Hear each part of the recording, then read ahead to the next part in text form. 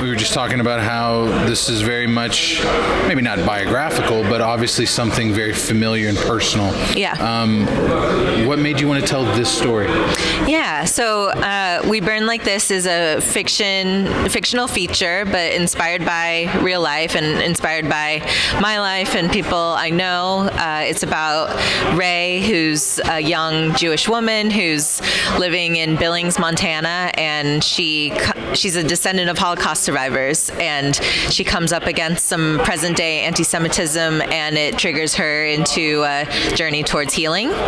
And so this is it's been 7 years since I started making this film, and it's my first feature. I've made shorts and music videos before, but I took a long time to make this film. I didn't set out to take this long, but it's been a real kind of process and of reflection for me, and it changed a lot over time, and I ended up making it a lot more personal than when it started. And my grandparents were Holocaust survivors, and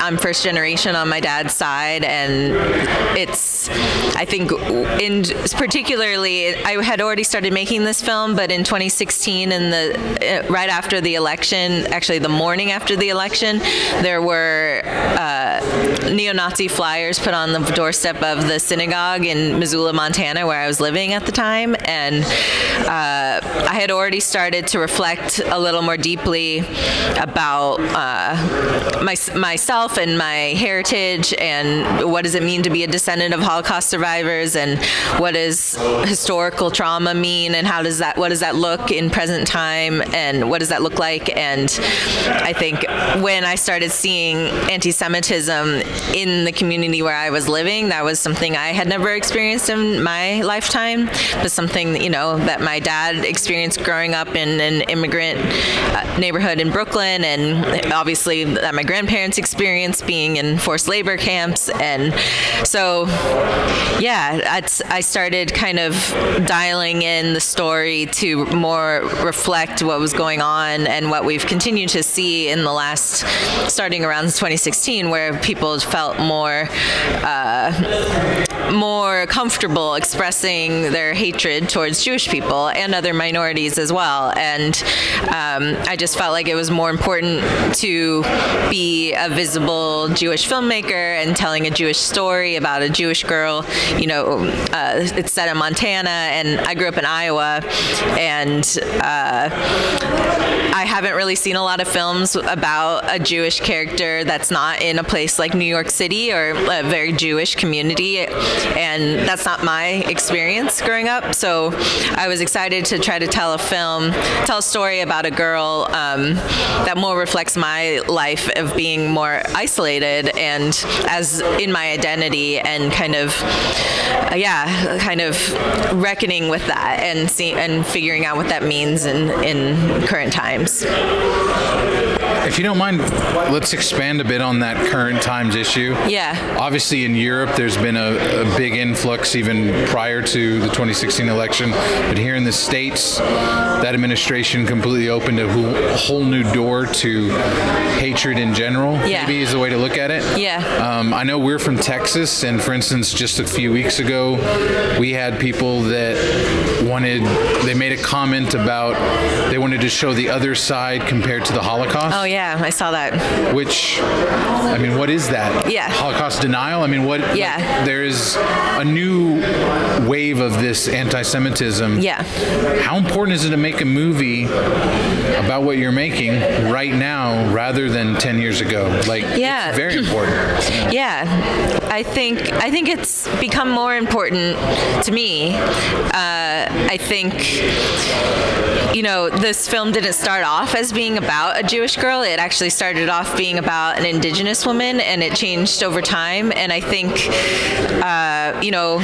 I just grew as a filmmaker and in my own reflection and realized that there was something worth talking about. When I first thought about changing it to be a Jewish girl as the main character, I thought that sounded really boring, honestly, and I wasn't interested, which is interesting to reflect on, just, finding myself boring, basically. basically, and not finding it interesting to talk about Jewish identity, because it is kind of a confusing identity, I think, and it has become even more confusing in recent times, like being Jewish American and the Israeli-Palestine conflict. I think that's a whole other part of it, but just being Jewish, but I'm also white, and so, I don't look Jewish necessarily, or what does it mean to look Jewish? It's not, Jewish people aren't discriminated against because of the color of their skin, but they are discriminated against and have been historically discriminated against. So, and there's a lot of fear and a lot of hatred that comes out, and it's definitely unsettling. And yeah, I saw that article, recently about teaching the other side of the Holocaust, and it's just like, yeah, just that's even a thing that people value and want to talk about, I think, is really, I don't even know what the word, it's like enraging and baffling. Scary, yeah. And I think to be, in places like Montana and, other places, like I mentioned, other than New York or LA, where there's these giant Jewish communities, I think it's easier for hatred to be expressed in some ways in these more rural communities, because there's just less representation. There's, I think this might be an old statistic, but I saw at one point there's 1,000 Jewish people in the state of Montana, so it's not a lot. And I think when the identity that you're talking about, if you don't know someone who is that identity, it's much easier to make assumptions and judgments about them. But if you actually know the person and you're around them, I think it's harder for those prejudices to exist, because you have the opportunity to connect just on a human to human level. So I think definitely, for better and for worse, I thought my film would be done back in like 2015 when I started, and as time has gone on, the film has become more and more relevant and important, which is great as like theoretically, but not great because of why it's important. But I think, I've become I've felt more urgency to be a visible Jewish filmmaker and be telling a Jewish story that's about anti-Semitism. And it's about a lot of things. It's about healing, ultimately, and she also deals with some addiction in it. So it's kind of just showing her processing pain in various ways, and generational pain. And I think at least to be visible and to be like, look at this girl, this is how it feels to be her, this is how it feels to be discriminated, or to be to have these neo-Nazi flyers targeted at your home, and to make you feel like you don't belong, or that people hate you and don't want you around, or worse, just like want you dead. I think it's just an important thing that we should talk about. And for people who don't agree with that point of view, it's important for people to know that this is happening, and to be aware and support each other, like in all the different ways that different minorities are discriminated against. I think to be each other's allies and support each other, I think, and keep talking about it to understand each other and what different groups of people are going through. That's all I can really think of to do, because I don't know how to eradicate people's hatred. There's all these theories about why they dislike Jewish people, why neo-Nazis still dislike Jewish people, and it's just mind-blowing. It's just a completely different way of thinking, and that's kind of what I feel about the idea to show the other side of the Holocaust, or the debate against, basically, or like in support of, right, of what happened, or why people got behind that. But also, part of the tragedy of the Holocaust is all the people who went along with it. That all the people, there are people who fought back and, hid Jewish people and in Europe, and, tried to do the right thing or what they felt was the right thing. And then there's a lot of people who didn't and who felt either they agreed with what was happening or they didn't and were too scared to do anything otherwise. But there was it meant a lot of people cooperating with an idea for the Holocaust to work the way it did. So I think each of us have a responsibility kind of to keep our eyes open and to support each other in any ways that hate might be manifesting in our country or elsewhere.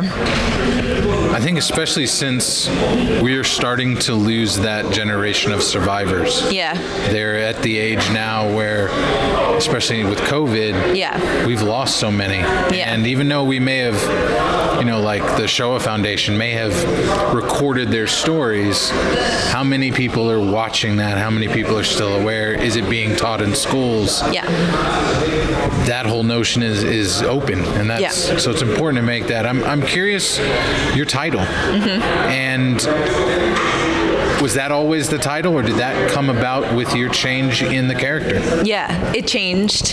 It was originally called Cheyenne is Burning, and because the character's name was Cheyenne, and so when I knew I was going to change it to a Jewish girl, I was trying to figure out what her name was because it was supposed to be in the title, and I settled on Ray because actually that was my grandmother's name, or her name was Rahela, and when she immigrated to the U.S., she went by Ray, and my father's real name is Shlomo, but he went by Saul, and my grandfather's name was Zindel, and he went by Sam. So anyway, that's a little besides the point, but I just didn't feel that Ray is Burning had the same ring to it as Cheyenne is Burning, and so I started playing with burning because part of the burning, there's many ways in which burning is in the movie, and part of it is she was in this, Ray, the character Ray was in an accident as a young girl involving fire, but so it's literally about fire, but it's also becomes about more than that, a more metaphorical, spiritual fire, and if you watch the movie, it will kind of make you think about what it means, and so I don't want to tell people what to think about the title, but I just there's this voiceover. There's some voiceover in the movie too, where she's kind of reflecting, and she uses "we" in the movie too, and it's so solely about her, but I wanted it to be about. I hope that it's about more than her, is my intention, and that I definitely played with "I am burning" or like "burn" or like different variations on the word "burn," and I think I settled on that because I wanted it to feel like everyone in a different way, or that everyone experiences pain, processes pain in different ways. And so it is about this Jewish girl, but it's also about more than that. It's also about just anyone who's dealing with pain, or maybe struggling with addiction, or maybe historical trauma, or some kind of childhood trauma, or some kind of trauma from your ancestors that is maybe manifesting in different ways in your life that you don't understand why you can't make better decisions for yourself. Like those are all kind of questions that I'm asking in the film, and answering them or just leaving them open-ended through Ray's journey in the story. Talk about casting Ray, finding your Ray. Did you want to cast someone that reminded you of yourself or the opposite? What was your casting experience like?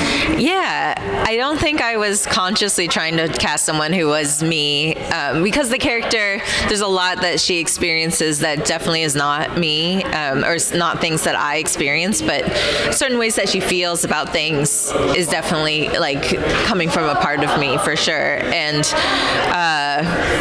but what's funny is that in more recent times, when I've been posting photos of us, I've been told by people that think that we look the same, and so So I guess I don't think we look that similar, but some people think we do. And the process of finding Madeline was, her name's Madeline Coughlin, plays Ray, and she lives in LA, and we, of course, one of the things that ended up being really kind of down to the wire was trying to find our lead actor, and we put the call out. We did the casting ourselves, or mostly me. I did the casting myself, and working with our producers as well. And we put the call out, that we were looking for this actor, and basically through a friend connected us to Madeline, and she sent in her audition tape, and I met with her over the phone and on Zoom, and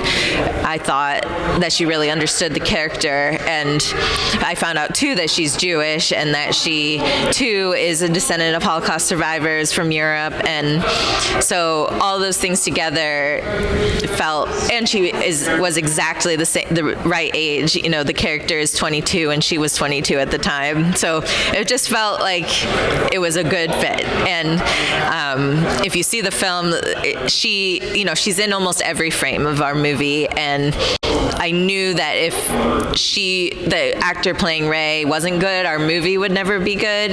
That there was a lot that is resting on her shoulders and her performance, because it's so internal and emotional, the film, and we're really just tracking her the whole way through. And so yeah, I've been so pleased to hear that feedback and reviews just really highly praising her performance, and really being moved by it. And in all the months of us editing, I've never gotten tired of watching her, so I think that's a good sign. But yeah, she's really fantastic and really gives an incredible performance in the film. Where did you shoot? We shot in Billings, Montana. You did shoot? Yeah, and also in Butte, Montana. Okay. And a little bit in Missoula, Montana, too.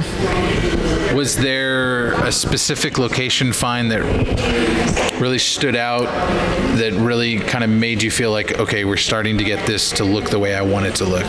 Yeah, I think, I had been living in Montana for a number of years before we shot the film. And when I first moved there, I would travel all over the state, going to different towns, trying to figure out where I wanted to set the film. And when the film changed to a Jewish girl, I kind of started over of, okay, what town should this be in Montana? And we ended up landing on Billings because my partner, Marshall Granger, he grew up in Billings, and he's Jewish. And as I was getting to know him, he was sharing more about how he was bullied for being Jewish and when he was growing up in Billings. And Billings actually has this pretty deep history of anti-Semitism. And about 25 years ago, there was actually a TV movie made about this called it's called something like Not in Our Town, but Not in Our Town is also a nonprofit and a PBS series now.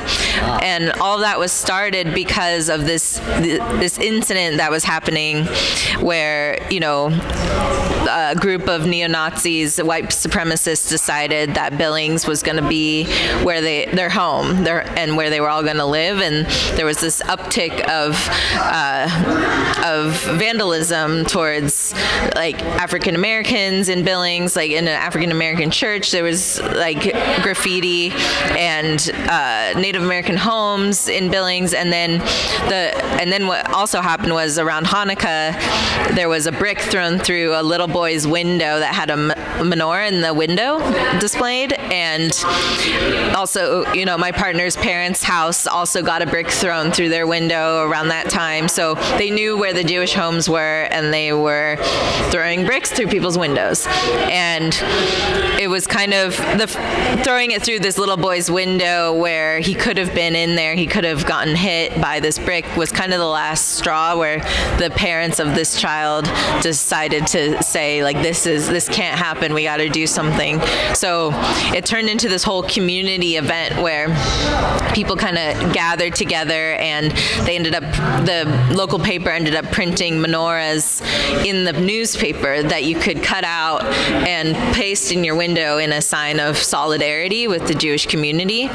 And actually in Missoula in 2016, they did the same thing again when those neo-Nazi flyers were going around, and there was again the local paper printed menorahs, and you could put menorahs in your window to show solidarity. And so I think it became an example of a community coming together and supporting each other and saying, like, this can't happen, this is not in our town, basically. And that it kind of grew from there, and now it's an organization that tells stories about communities coming together in all kinds of, not just about anti-Semitism, but about any kind of discrimination that might occur in a community.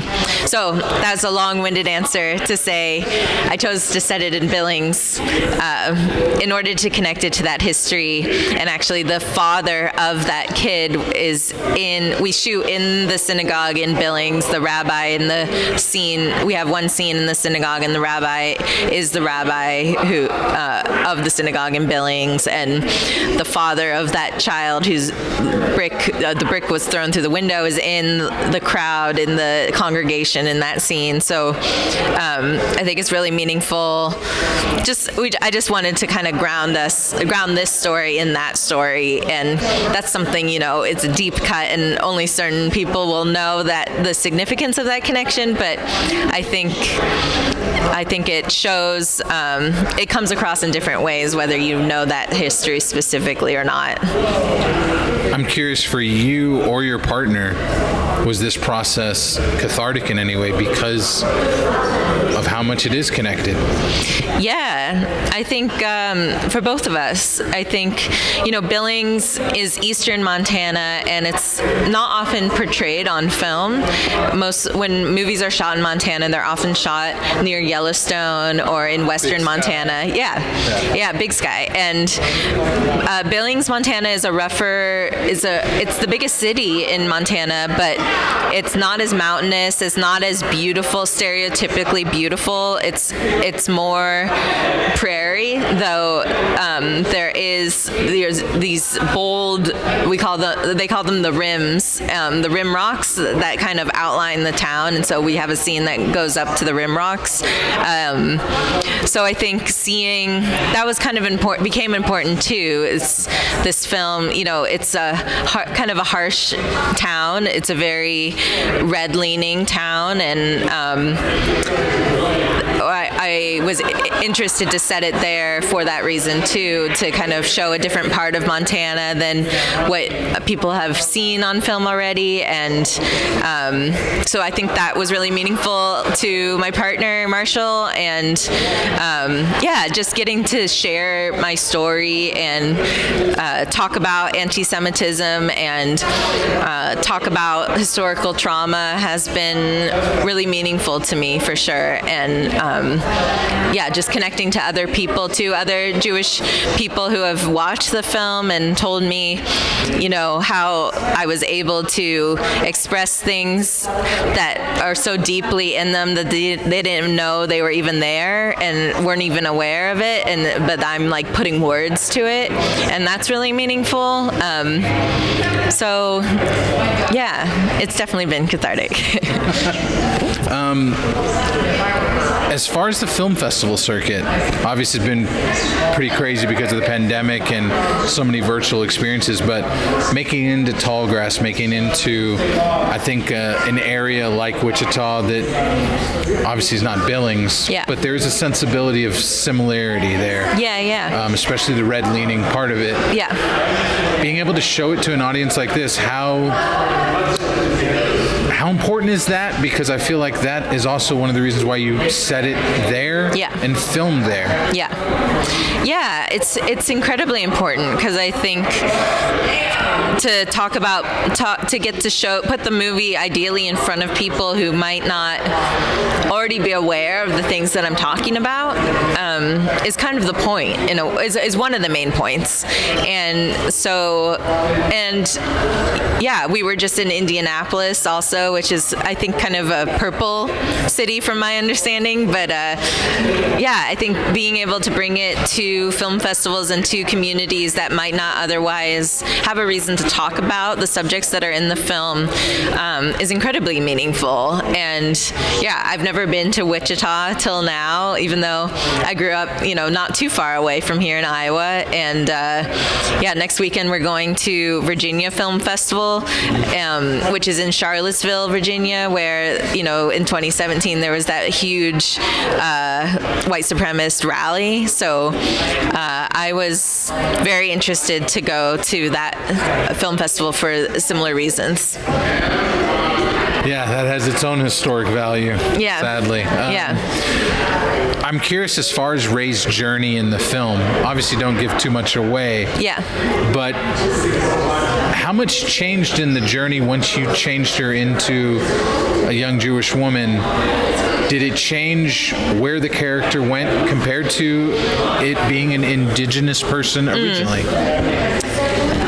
It's similar, actually. Yeah, it's similar. The journey, the arc for her was always it was similar but adapted, I would say. Adapted to be, what does this same journey look like for a Jewish identity versus an indigenous identity? So, at the end of the original film, the original version of the film, she goes home to her reservation and kind of reconciles with a family member, and what does that look like for Ray? And at one point I was like, oh man, does she need to go to Eastern Europe? Like, she needs to go home. What does that mean? And that is a very different concept for Jewish people. And I think that's actually kind of the basis of the whole Israeli-Palestinian conflict, is people trying to go home and having different ideas of what their home is, I guess. And how do Jewish people go home? The theme, there's definitely a theme in there of looking for a home and a sense of belonging, and where is home, and feeling transplanted. So it's similar but different. Yeah. And I think this may be going on a tangent, but the perception of that home for Jewish people in particular has changed, I think, because of maybe the politics that they've always been there, but have changed themselves in Israel, for instance, with the Palestinian people. I don't want to ask what are your thoughts on Israel and Palestine, but you know what I mean? Like, that notion of home's perception changes so frequently. Where do you feel that fits into how you were able to reconcile the story? Like, is it open-ended in some circumstance because that home is not really...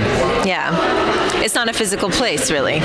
And, my family's from Poland originally. I've never been there. I'm really interested to go and really nervous about going. And I wonder if I do plan to go at some point, and I wonder how I'll feel going there. Like, when I was in college, I ended up going to a theater program in Russia, and I was outside actually going to this ballet performance, and I saw this man standing outside that looked exactly like my father, and I realized in that moment that I had never seen anyone who looked like him, like that my dad just has a very specific look, and that really stuck with me. And I suddenly felt, Russia's close to Poland, and people thought that I was Russian sometimes when I was there, here, and there was just a kind of a different sense of home or belonging or, DNA in a way. It's like, oh, I'm from here physically in a way, but also like there's a deeper, it's like you try to trace that back, and it's indigenous people are lucky in a sense that they know where they come from and they know their land, and even if they've been through so much and so much trauma, but they are still standing or know where their land is to go back to. And I think, Jewish people for like eons have been just continuously kicked out of, like, no, you can't stay here in Egypt, like, no, you can't stay here and you can't stay here. So in a way, Jewish people don't really belong anywhere, like specifically, or there are different places that different people feel like they belong, and I'll be curious to see if I feel like I belong in Poland in some ways, or not, but, I don't know how to answer that question, and I try. Ray's definitely in her own way looking at that in the film, and I'm looking at that just personally as well, and trying to feel like I'm connected to, I guess, my ethnicity, whatever that means, because I think, so many people in the U.S. are either everyone's from somewhere, and, indigenous people are from here, and the rest of us are from somewhere else, and most of us are not a lot of white people are not aware of where that is, and I think it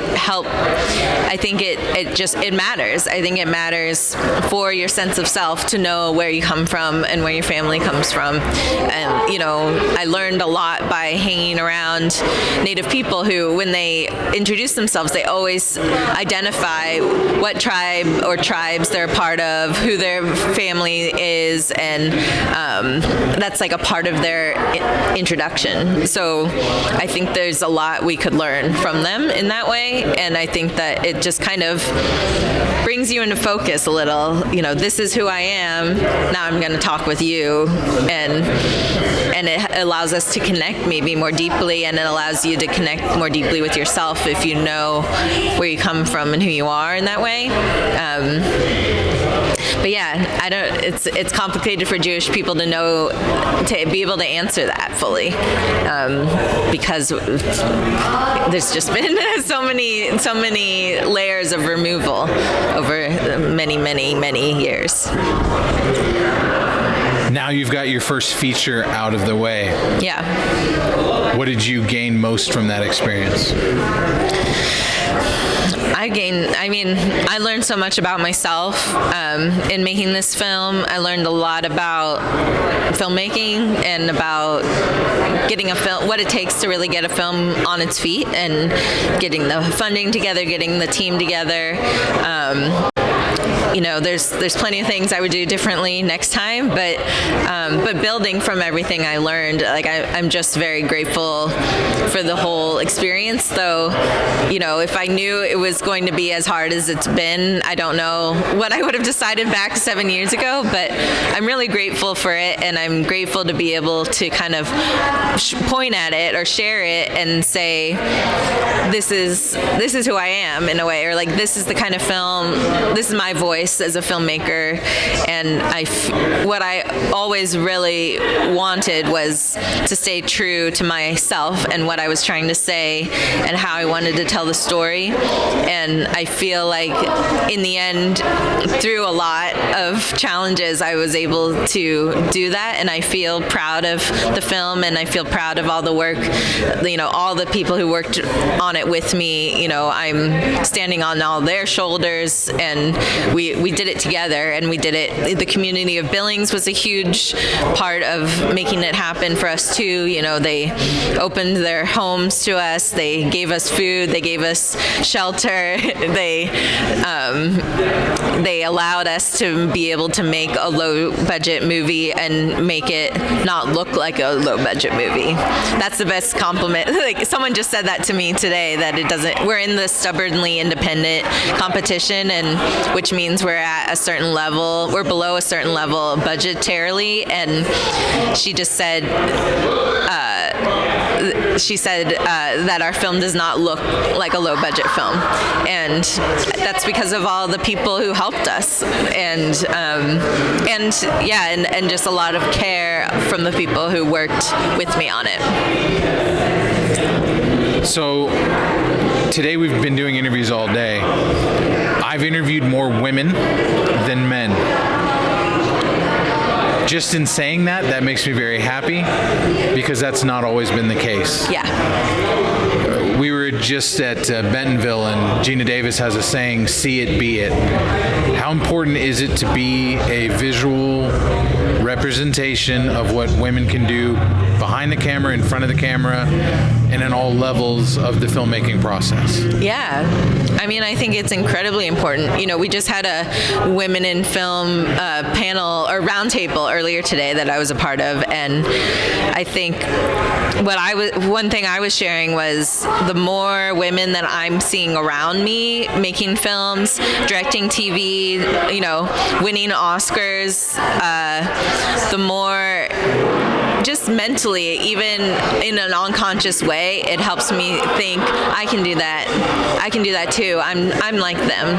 And so I think that, you know, to pay it forward in that way, that if I'm doing something that to be visible for anyone else that I might inspire, I think is super important. And because if you don't see people doing the thing, it's harder to imagine being able to do it.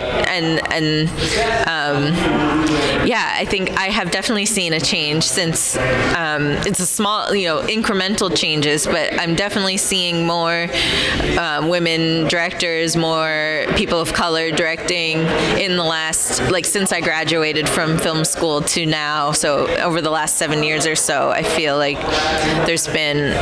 I'm seeing people around, I go to these film festivals and I'm hanging out with other women directors, and it's there's some ways to go. I was at a film festival where I was in competition with 13 other films, and I was one of 3 of the female directors. So it depends. You know, there's definitely still an imbalance, but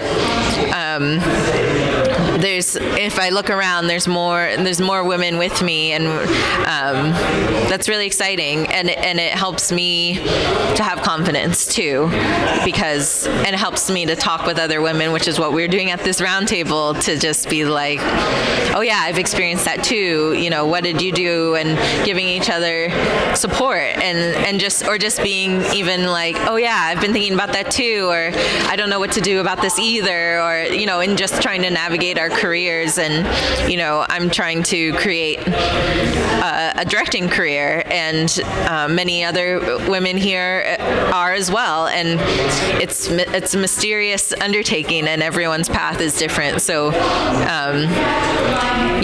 I think when I was in film school, it was hard to imagine working as a director. I was definitely always picturing, what could I do for work that would allow me to direct as well, kind of point of view, because I'm not going to get hired as a director, basically. And in a lot of ways, I'm right about that. And that's why I made my feature too, was to just do it myself and show that I can do it, and maybe that will help me make the next one.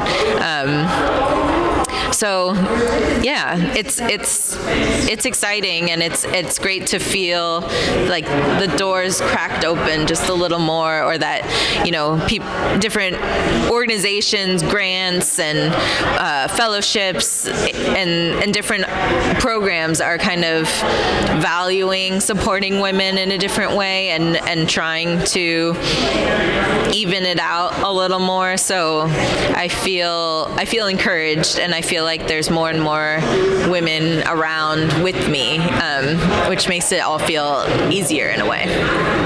Yeah, I hope definitely in the future I don't have to ask that question. Yeah. That would be the goal. Yeah. Or even being called, I was at this festival that gave like best female director, and I think just director doesn't have a gender. Yeah, it's like, why can't I just be a director? I think we're starting to see that in actresses categories too. Just yesterday, the Gotham Awards were announced, and it just, there's no gender to the actor. It just says best outstanding performance, which is, I noticed because our co-lead Devery Jacobs was nominated yesterday for best outstanding performance in a series. She's in a show called Reservation Dogs on Hulu right now that's Excellent. really blowing up. Yeah, highly recommend checking it out if you haven't seen it. And that project is like all Indigenous writers, directors, crew, cast, everyone is Indigenous on that show. So yeah, it's very exciting, and I'm really excited for Devery as well. And shot in Oklahoma on the reservation. Yeah. That's one of the best shows, period. Yeah, I love it. Totally. It's so funny too. Oh. And so real. Yeah. Very dark comedy, but from kids, so it's a little bit more interesting. Yeah. So lastly, I'd love to wrap up with, what's the next step for you? Do you already have your next project in mind? And is it going to be another feature? Yeah.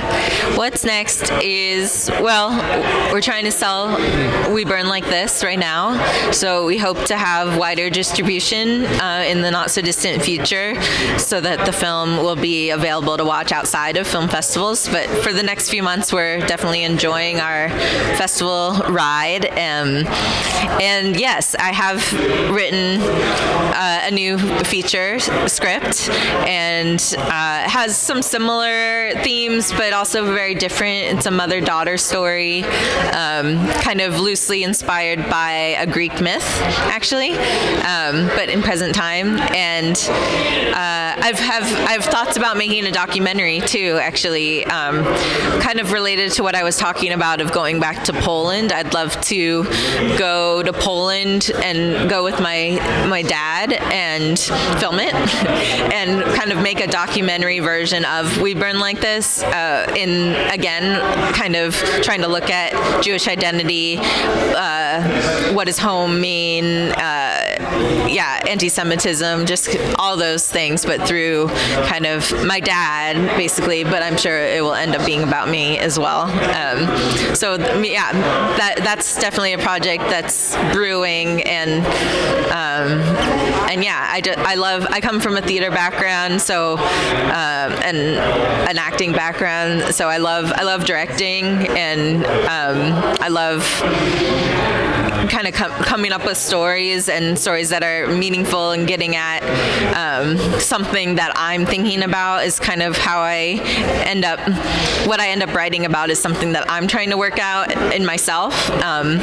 So this next script is definitely about, I guess, again, in a way about generational trauma, but in a different way, and about male-female relationships and mental health. Those are some of the themes I'm working with on the next project. Yeah. Well, we definitely will keep our eye out for them. Yeah. I definitely hope you keep the Burn title if you do a documentary. I think it fits, sadly, with the Holocaust in a perfect way. Yeah. But Alana, thank you so much for the time. Yeah. Thanks for bringing the film to Tallgrass. Yeah. And I'm so glad you came and asked to do this. It was a real pleasure. Yeah. Thanks so much for talking to me about it. And I don't know, it's playing tomorrow, but probably this isn't. We're going to be there ahead of time. Where can we find more information? Yeah. You can find, our website is weburnlikethis.com, and there's a tab on that website that I keep it updated as rapidly as I can with where you can find all of our upcoming screenings and links to where to get tickets. So our next screening is tomorrow at Tallgrass. We're screening at 12:30 p.m. at the Wilkes Center, and I'll be doing a Q&A afterwards. And and next weekend is Virginia Film Festival.